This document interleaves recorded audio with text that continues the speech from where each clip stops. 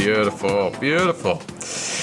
Scotty, mate, the weather where you are looks just as bad as the weather where I'm at. Overcast and dreary.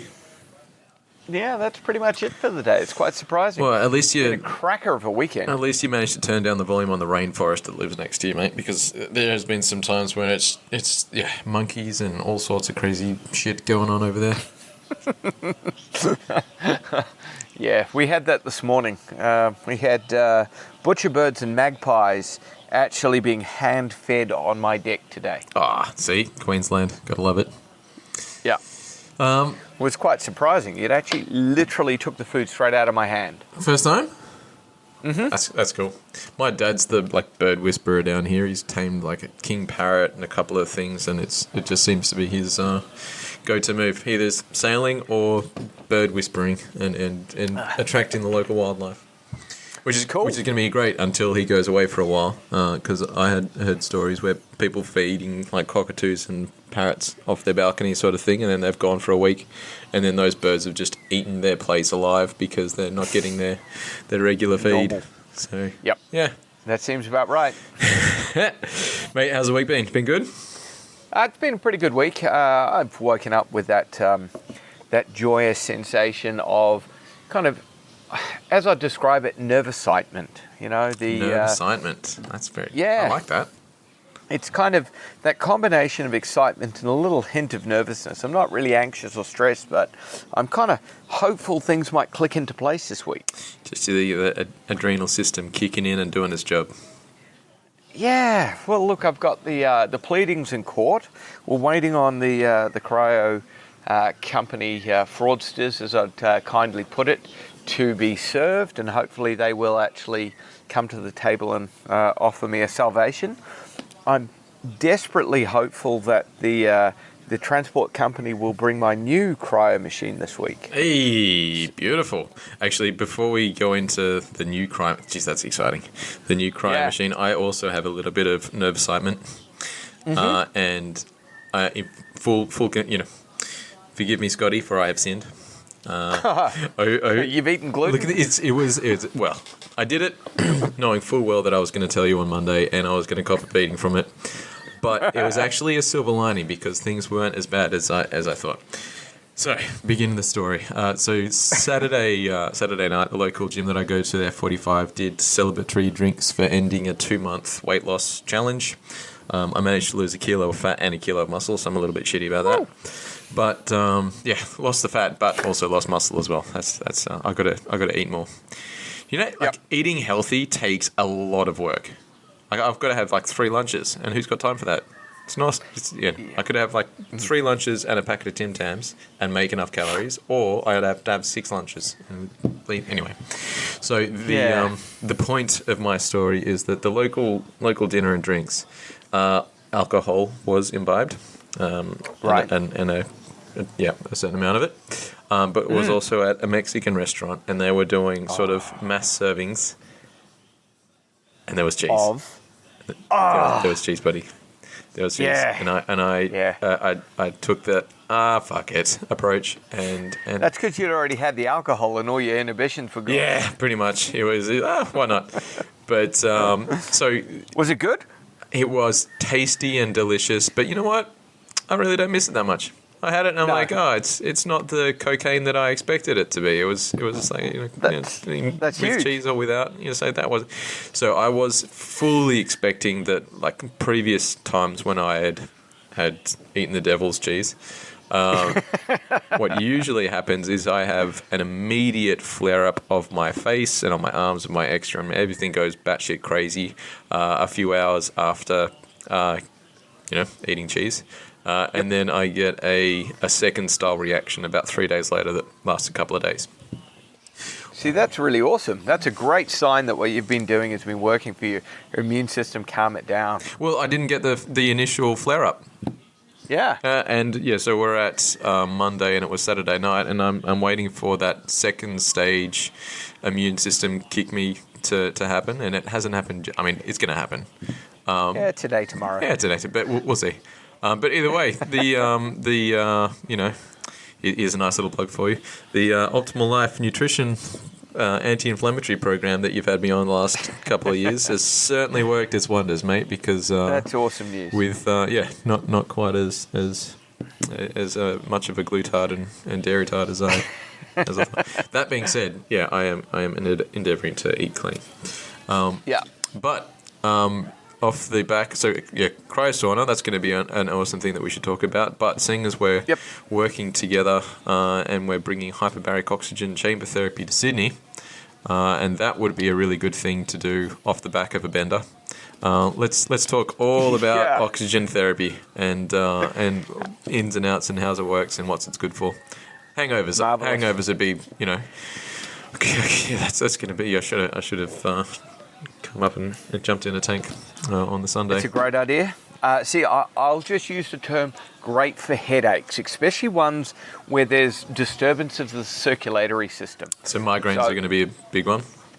Yeah, it is, especially for me. So I've been using it, and one of the reasons why I really like it, as you'd be aware, there's a whole brand of migraine that's associated with cardiovascular dysfunction, especially showing up with valve faults in the heart, which I happen to have a congenital valve fault.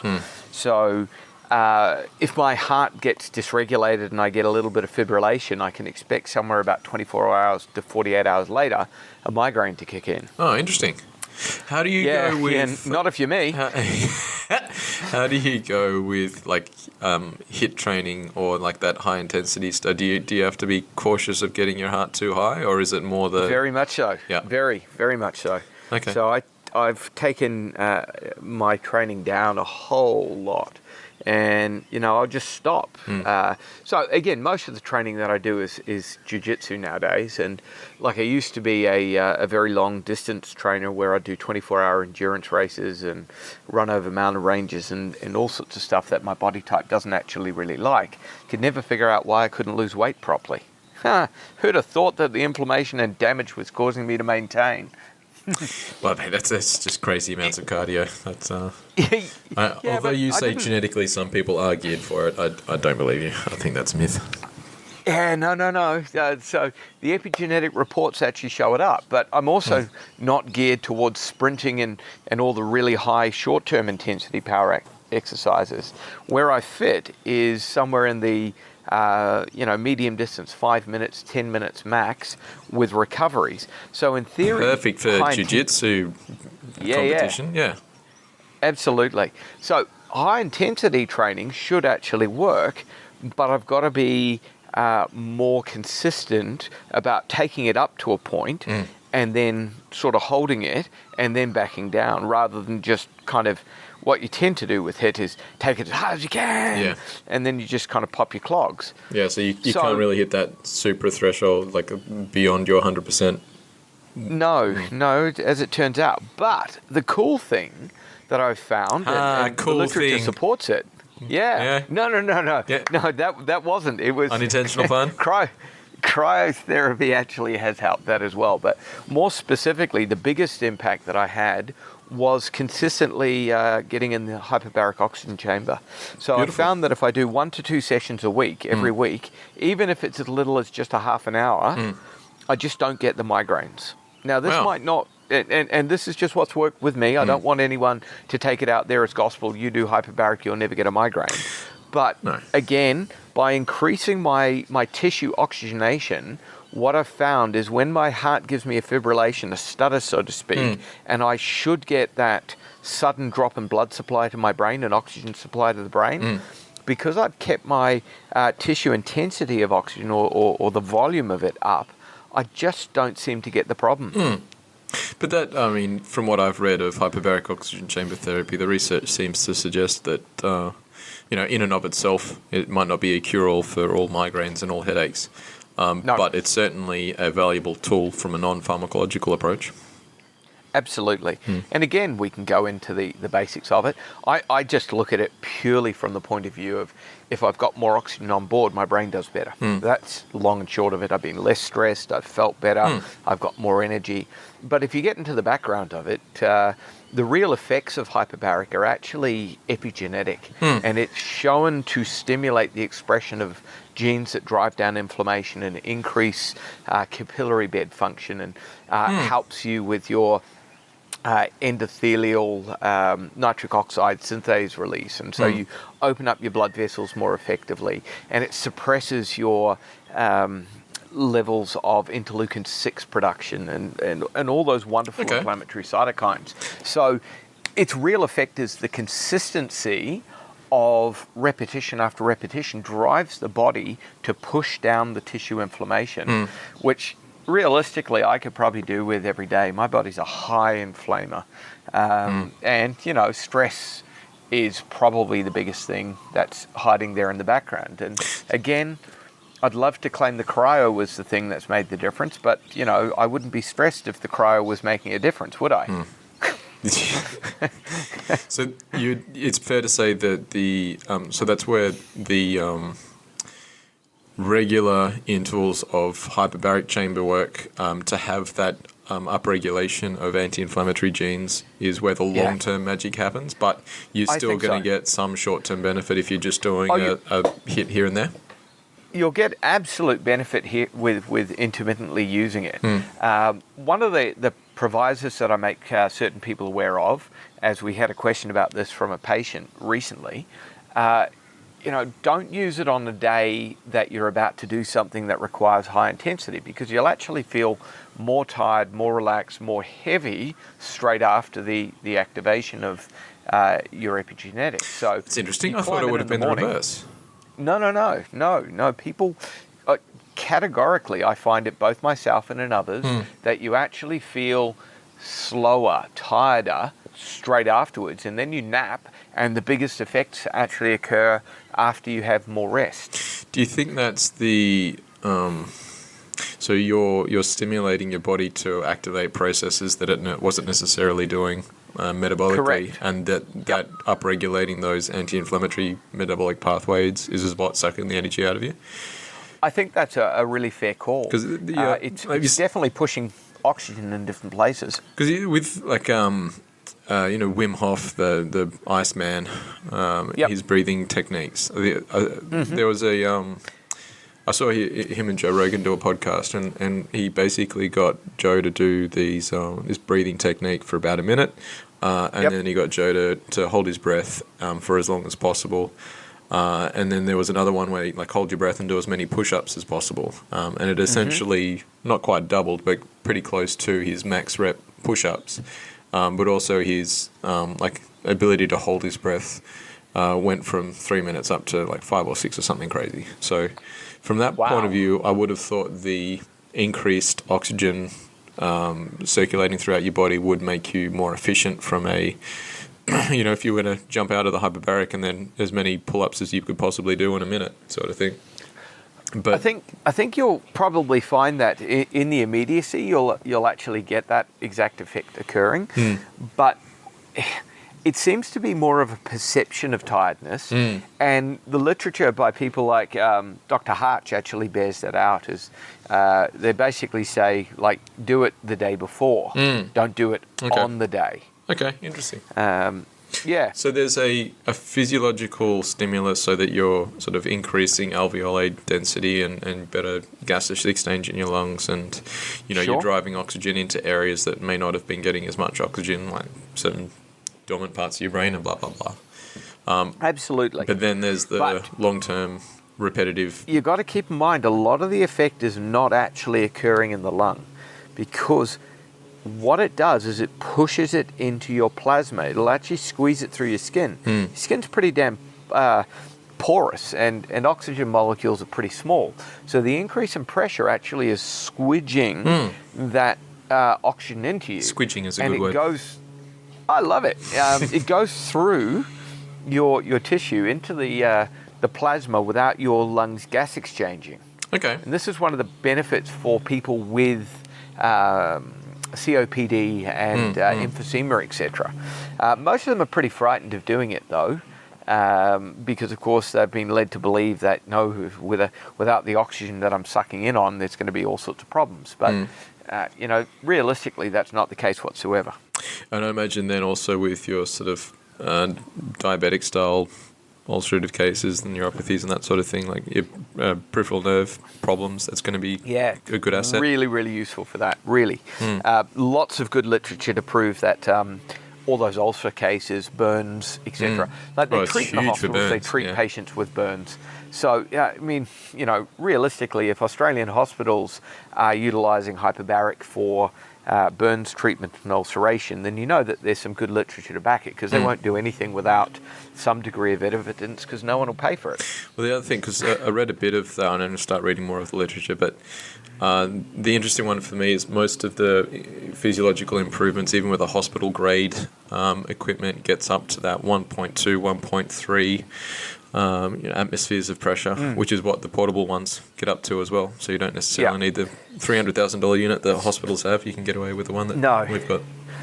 So the big units and the high pressures can all do the lower pressure as well. And really, what they're doing is they're using oxygen as a drug. So they are literally capable of altering the dosage, the duration of the application, whereas with the portable units, we're a bit more limited. We can do it by 30 minutes an hour, however long the patient can tolerate it for. But we don't have the size or the capacity that a big one actually has, where you can actually have a humi-crib in there so easily. Like, they take stillborn babies and they'll actually reduce the chance of cerebral palsy, and this is where I think some of the interesting stuff has got out there, saying, we can treat cerebral palsy with it. Not really.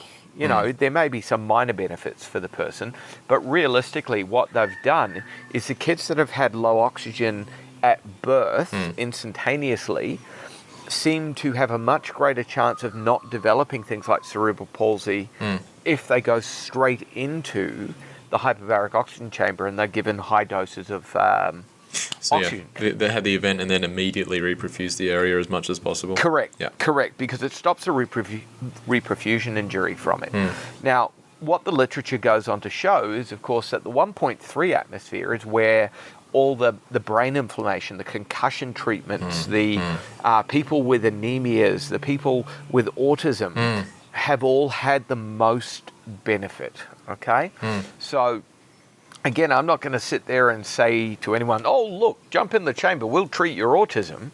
All I'm going to say is the literature shows that people who've had autism have reductions in their inflammatory markers. And now, that's as good as anything, because no matter what problems you have or don't have, you don't want high inflammatory markers except straight after injury.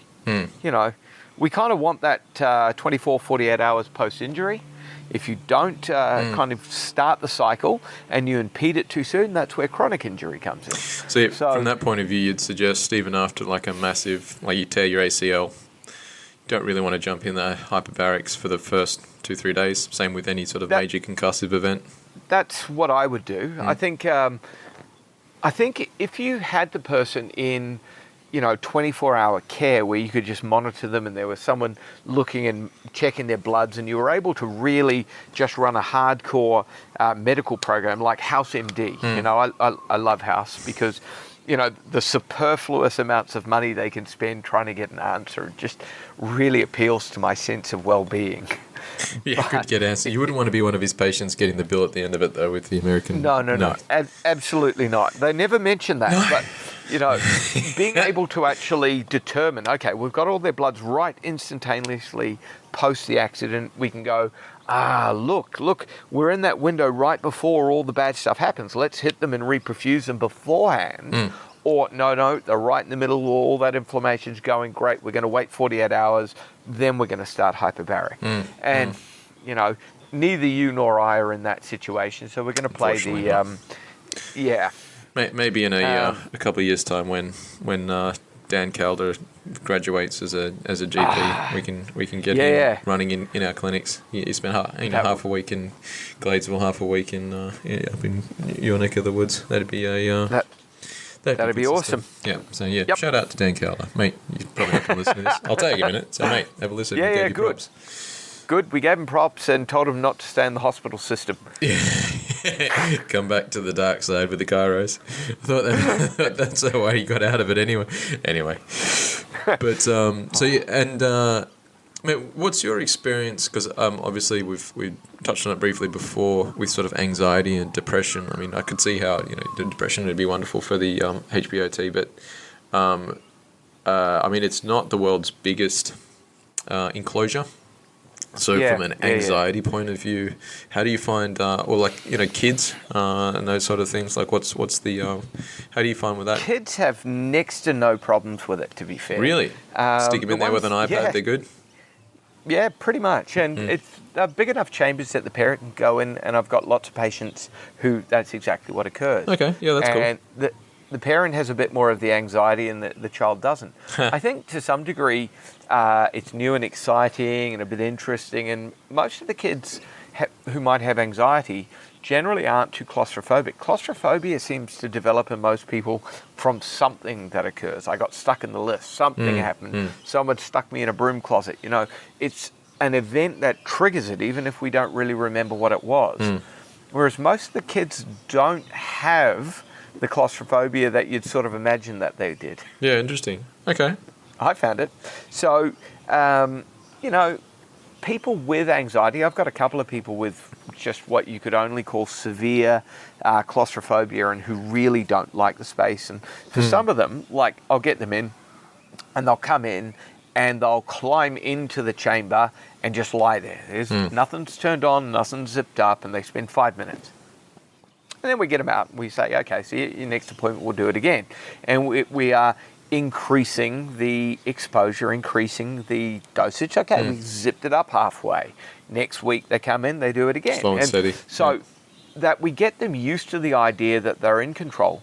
Generally speaking, when we explain, because again, from a patient point of view, the chamber that we're sending down to you's got a remote control that they can turn it off from inside if they get distressed, and they can control the valve and actually unwind it and let the pressure down, while you can also do the same from the outside. So they're not in control. They can unzip it and get themselves out from the inside. So I think most of the fear with the chambers would be based around, I'm locked in here, I can't get out of there. Exactly. And so when they kind of get the point that they still have a lot of control over their personal being, they actually relax a lot. They've got porthole windows that we can look through. There's a walkie-talkie.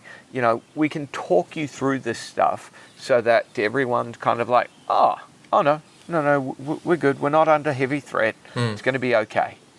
Okay. And next question, like I'd imagine, so if you got the beautiful for anxiety and all of the brain style cases, but I would imagine that the athletic population does enjoy a good HBOT for the purposes of DOMs for one. Yeah, from an athletic point of view, the hyperbaric oxygen is an awesome thing. It helps increase performance. It's great for recovery post hard exertion. So that's kind of that situation where, as we were saying, don't do it on the day of your hard training. You do it on straight after. So you do your 6-hour training block, and then you come straight in and spend an hour to boost your oxygen back up again. You get rid of the lactic acid buildup and you oxygenate your tissue, and you just don't suffer the same damage. Highly anti-inflammatory. So that's a way of doing it, but you wouldn't do it like I'm in at 6 a.m. for a treatment for an hour and then go and do my 6-hour training block on top of it. So more post rather than pre. Correct. Unless you're doing it 24 hours pre. Yeah. Now, I do have a client who's a professional triathlete, and they were coming in and doing it every day for like 2 weeks prior to heading off to do a massive race. Right. And so they were training all day, every day anyway. So they did not care where in the grand scheme of their training it was. They just kept doing it dose after dose after dose after dose, because it pushed up their tissue oxygen level so high, they believed it was their winning edge. Oh, it's like doping without doping. Yeah, and it's perfectly legal. So from a dosage point of view, how long would that increased tissue oxygenation last for, realistically? Something like 72 hours. Oh, wow. Per session. Yep.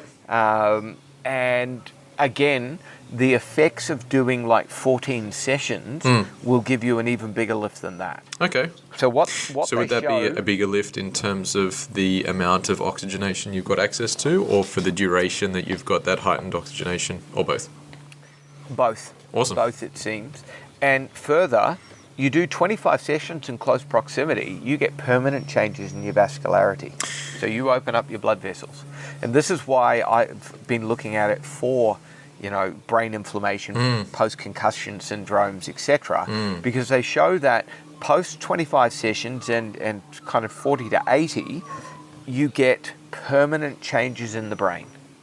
So Beautiful. When we're running those SPECT scans, or when you run the SPECT scan, you can see the cold spots, the lack of blood going to different areas of the brain. And what they do is they do a block of 40, and then they'll do another SPECT scan, and then determine, do we do another block of 40? And after somewhere between 25 and 40, they can see a permanent change in the vascularity and an opening up in the blood supply to those lower portions of the brain, so the areas that are really poorly supplied, brainstem, cerebellum, etc. Now, then, as I say, if someone's got terrible PTSD, terrible, depression, intractable inflammation post a severe concussive injury, whether that's concussion from a head knock or concussion from an explosion in the environment around them. It doesn't seem to matter. It all alters the inflammatory response in the brain. And further to that, the repetition of it in close proximity alters the outcome. So I classically have always been a terrible athlete when it comes to cardio. So you're saying you're going to turn me into a decent cardio athlete with repeated... No. Oh, shit. So I'm not going to say that because... you still have to, but it will give you more efficiency with what you have. Like if you've got terrible cardiovascular fitness, you'll have more oxygen to have terrible cardiovascular fitness with. So I you'll still have become more stinky efficient cardiovascular with function. the bit of cardio that I've got. And then I Correct. still need to train to get... Oh, well, that's better than nothing, I suppose. Yeah. But so most of the literature that I've read does use that sort of 40 sessions as the gold standard that's been sort of investigated. But I would imagine, everyone's a unique snowflake. Everyone is. So to get that upregulation in gene expression, that's going to have a lot to do with, what sort of particular brand of genetic holes and variations and all that sort of thing that and you've got. Nourishment and stress and lifestyle and whether you go to bed early enough and how much coffee you drink. And so, look, I don't want anyone thinking, it's my magic bullet, the one thing that I was totally missing. But it's the one thing that's often overlooked, especially in neuro rehab programs, because of course everyone's, we're stimulating them, we've got them doing their balance thing or their eye tracking movements, or we're spinning them and shaking them, and we do all these great stimulus things. And a few people are doing the nourishment things, like you're one of them. But very few people are really looking past... Let's be completely honest about that, mate. I'm doing it because I'm saying, hey, you need to go see Scotty, and Scotty will do it for you. So, yes, I am doing it by proxy. Yeah, thank you. Yeah. Thank you for the props there. But you're welcome. At least my statement is based around the fact that you recognise when the patient needs it rather than what lots of practitioners out there do, which is, No, I'm all they need. I did my eye stimulus stuff, and then suddenly seems sort of perplexed that it didn't make all the difference that they expected. But yeah, thank you. Yeah. The oxygen therapy is the third leg that supports all neuronal function. And, a few people are talking about, let's get them breathing. And, notably, the Wim Hof method works quite effectively. I mean, he's a clear example of it, and people successfully adapt to their situations. But invariably, you probably find that people with poor brain function post-head trauma don't tend to get the same benefit out of just breathing, because I've tried. I get them doing the 10-second breathing cycles, 4 in, 5 out, hold for 1, increase their carbon dioxide levels. And for some people, that's just not effective enough. And will it work if you've got COPD? you've got a bit of silicosis, you've damaged your lungs. Are you going to be breathing it in? Absolutely not. But that would be a good case of where hyperbaric to boost that oxygenation, vascularity, and then the at-home breathing technique becomes more effective. Yeah, absolutely. And then, of course, if you haven't looked at whether they've got any iron, let's face it, they're not going to make any hemoglobin, so the breathing won't work. So my next question, and I'm pretty sure I know the answer to it already because it's going to be it depends, but I'm going to ask it anyway. So if our sort of gold standard long-term effect of the hyperbaric oxygen chamber therapy is to have that upregulation of genetic expression of anti-inflammatory genes. And that number would be a bit variable. Some people it's going to take all 40 sessions, some people less.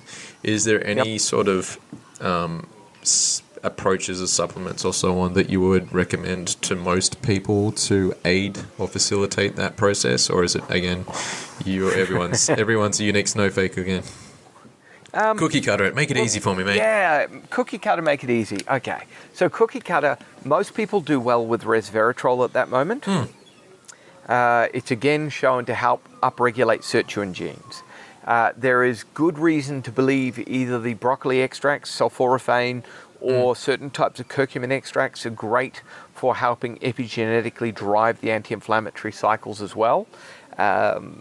We definitely need some B vitamins going into everyone, and most people will do better with a activated B complex because if we want some hemoglobin and some neurotransmitters, that's going to be particularly useful. Those would be my generic sorts of things that I would put in for most people in these situations. Then would look at, do we have enough protein? Do we have enough iron? And we can run their blood tests for that. We can also look at their DNA tests. We could look at their hormone tests. Those are the generalized things that most people will benefit with in this situation. The other things become very much, let's test you, let's look at you, let's be individualized, what's your N of 1 at that moment in time.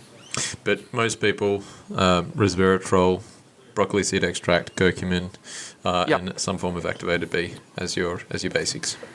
Those would be kind of helpful for anyone who's trying to drive down inflammation, trying to live a longer, healthier life. There's research behind it. You know, I'd probably throw in a decent fish oil, cod liver oil, somewhere there where it'd be good. And most people need a bit more sunlight than they currently are getting. Yeah, isn't that a problem? Well, you're in Queensland, at least you can absorb vitamin D, but us suckers down in Sydney don't get jack between the middle of the year. That kind of sucks. That surely does. Anyone below Newcastle, no vitamin D production in the winter. Yeah, bugger. Okay. Yeah. So in summary, for our hyperbaric oxygen chamber therapy, it's going to be good for, it's not a cure-all, but brain-based conditions, stroke, concussions, anxiety, depression, rheumatoid arthritis, all the arthropathies do better with oxygen. The Paul Harch, who's one of the world's absolute experts in medical treatment of hyperbaric oxygen, so using it as a drug, and I'm going to use that term very loosely, but that's his words. His mother had dementia coming on, and so they installed a hyperbaric in her house, and she just used it every day. And she pushed down her dementia scores and lived a whole lot longer, a whole lot healthier, with much, much better brain function. Do you combine the HBO? So, I mean, you're sticking people in a chamber for an hour, may as well get them doing two things at once. Do you ever combine things like heart rate variability training or vagal stim work or anything like that in conjunction with a HBOT, or you just get in there and relax? I do both, but more commonly what I'll do is I'll do therapies right beforehand. So I'll do lasering of the brain, I'll do vagal stim, I'll do whichever things, and then I push them straight into the chamber afterwards. Okay. So stimulation pre-oxygenation?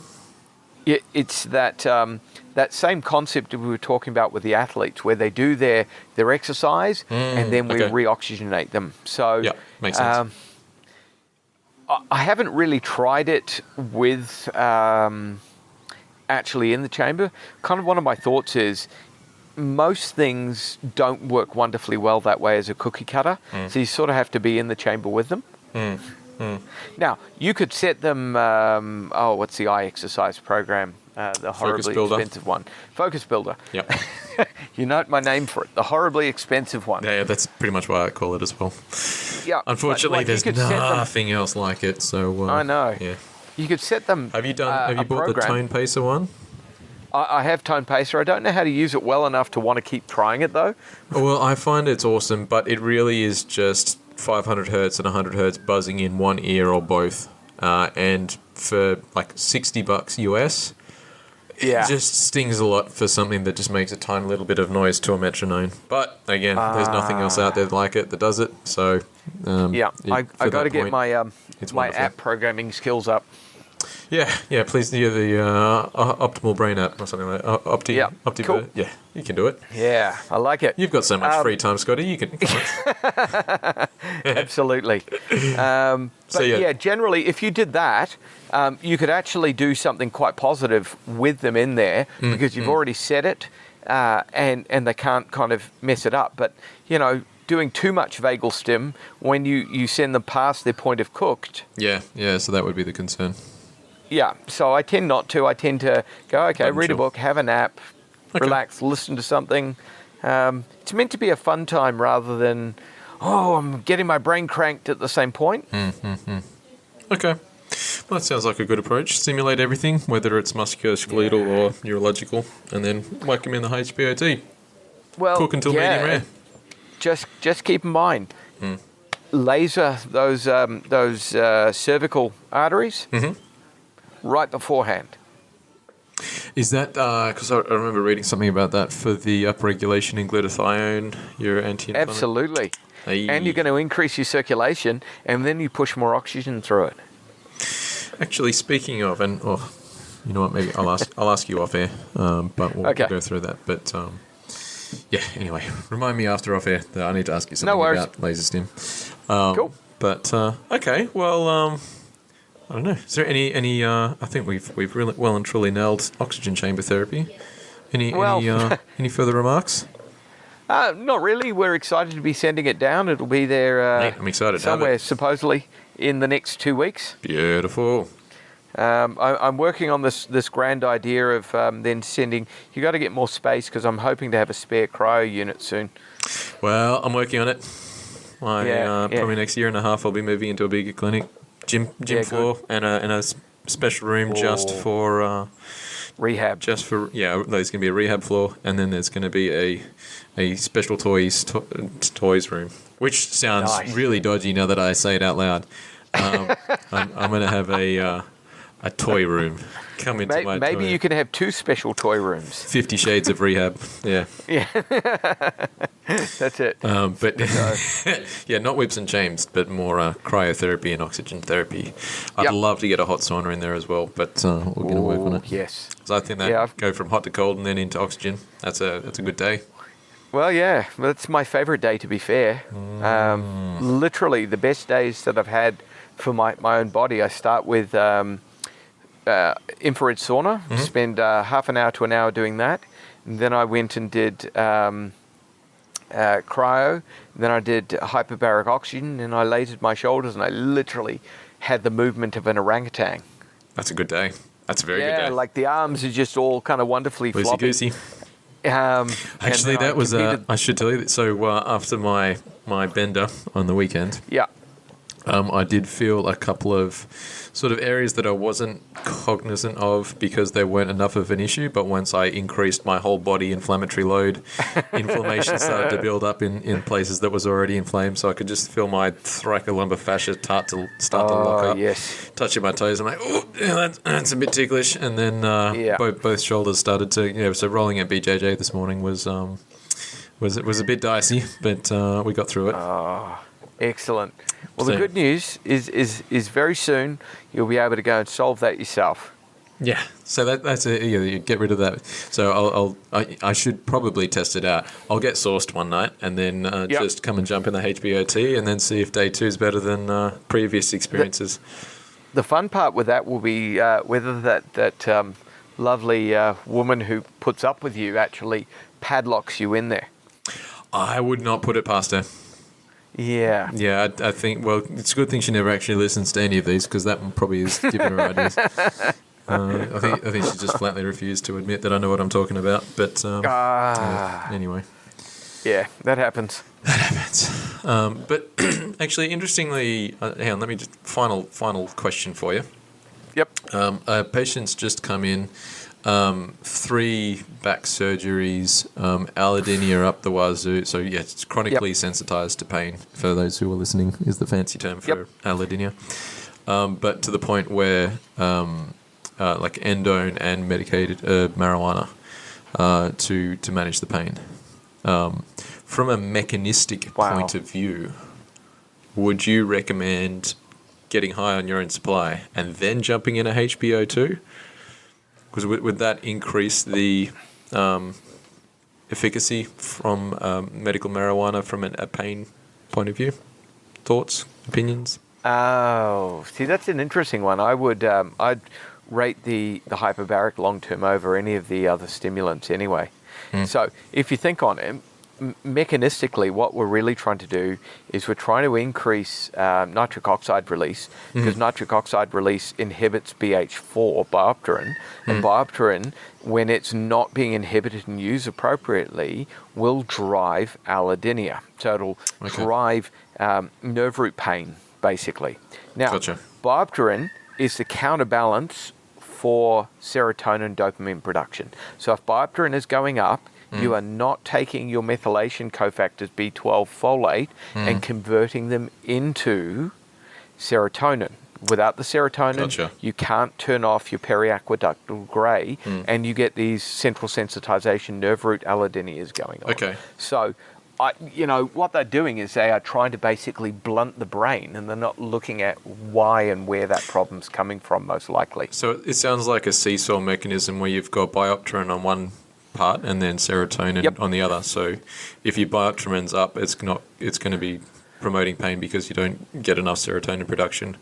That is absolutely spot on. We're using nitric oxide stimulation to inhibit biopterin to level out the seesaw. Whereas like medicated marijuana and your SSRIs and all that sort of thing are more to push the seesaw or force the seesaw up rather than leveling it out. Yeah, well, the problem is medical marijuana is operating at a different level altogether. So it works on endocannabinoids, which are small connectome chemicals at the very base levels of the brain. And they're not working on the same system. That's why it doesn't ultimately work. It turns off pain, but it only turns off the pain temporarily. Like all of them, the endone doesn't work because it's an opiate. And so the opiate's trying to actually block the mesencephalon and stop the information coming through, which is what the serotonin's meant to do in the periaqueductal grey in the first place.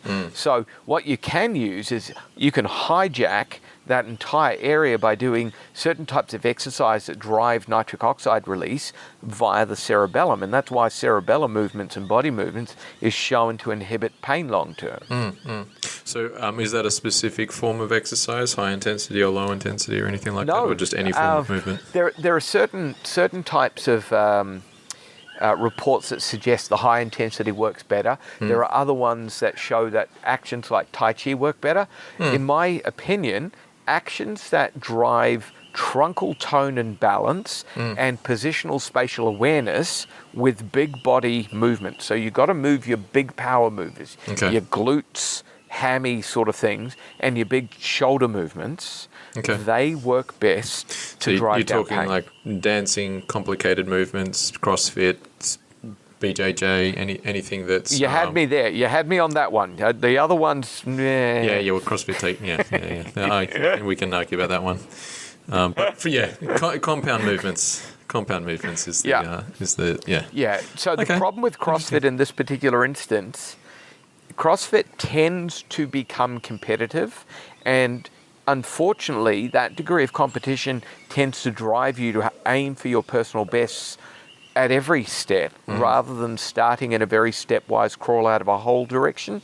So, from the same reason, as much as I like the activity of BJJ for what we're talking about, it'll actually do the job. You have to be working with a coach who's going to try and inhibit you from being too spazzy. Otherwise, you're going to hurt yourself again. So what we're trying to do with all of these activities is move them so that they start firing up the network, because the network in the cerebellum is essentially responsible for allowing the throughput to the thalamus. So if your Purkinje network is poor, you're not going to stop the input going from the body through to the thalamus, which gives you all that nasty flavor of suffering. So it's essentially in your neurologically fragile cohort, it should be exercise, but don't hit that super maximal effort point of... Absolutely. Yeah. Yeah. Okay. See, you said that nicely. I couldn't have said that. Well, mate, it's just I'm getting better and better at listening to you and then rephrasing it slightly to make it sound like I know what I'm talking about. But yeah, really, good. Yeah. It was because I was listening to the podcast with you, me, and Brett the other day, and I did realize that I was essentially just going, and over to you, Brett, and over to you, Scotty, and over to you, Brett, and so basically what you're saying is this: all right, everyone, thank you. And something. Yeah, no, I had the same feeling with Brett myself. Like I did tell you in the beforehand, before we did that, we're both going to have to become happy with sounding stupid. Yeah. And you still went ahead with this thing. It was good fun though. Yeah. Well, the thing that really irritated me is I was reading his bio, and he's got like all of these amazing things, like he's chiropractor of the year, and he's studied this and studied that, and he's done this and that. And then I said, mate, stop being such an overachiever. And then he says, no, I am sort of pathologically lazy and last minute. I'm like, that's even worse. That's like, if you're getting all of that done with minimal effort, you bastard. All I can say, it's a blessing that he's on our side. Yeah, and absolutely. I'm glad to know him for it. But yeah, I would like some of that pathological laziness to rub off on me in the right way. Well, mate, I think, I'm there to balance you. I really need to pull my thumb out a little bit more. You need to put your thumb back in a little bit more. Yeah, fair. I had someone asked me what this morning, today's topic was going to be, and I said, I don't know. I'll just kind of waffle for it. And that's it. It's a good thing you know how to waffle well. Yeah, well, yeah. It's just, mate, I'm trying to find a question that you don't know the answer to, and I'm struggling. I thought I had you a while ago with Dragon Ball Z knowledge, but you got that down too. So it's I'll figure it out. I'll find your chink in the armor sooner or later. There's plenty of chinks in the armor. It just happens that I like classic anime. Good one. All right, mate. I think that's a good rant. You usually have a beautiful closing Zen-like remark. You want to hit me with one? Oh, yeah. Don't annoy your children. They're the people that are going to choose your nursing home. That's a good one. I like it. All right, guys. Thanks for listening. Thank you for watching. To learn more from Dr. Scott, visit our site at optihuman.com.au.